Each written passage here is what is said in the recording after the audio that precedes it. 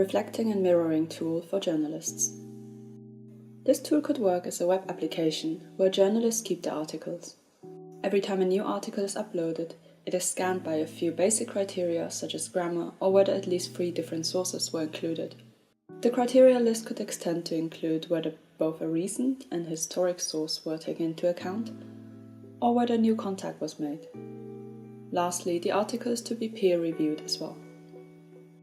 If we open up all the articles a journalist has uploaded to the platform, we get an overview of how their writing has changed over time.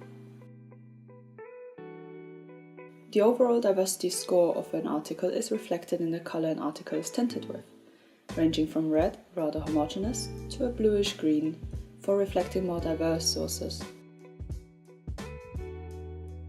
On the left side we see criteria for source diversity, each with its own color tag.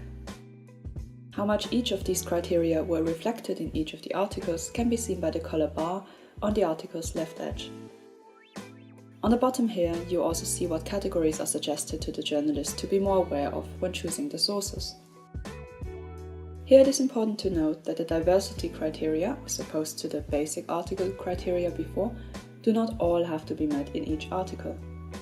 Rather, it is a way of reflecting what kind of measures a journalist has taken so far and being mindful of some of these aspects, while observe the development over time.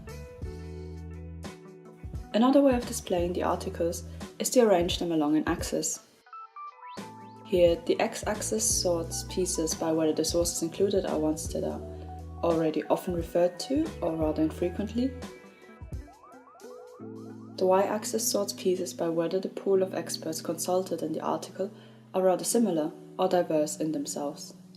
One can imagine that the sorting settings for the two axes could be different ones, or chosen by the users themselves.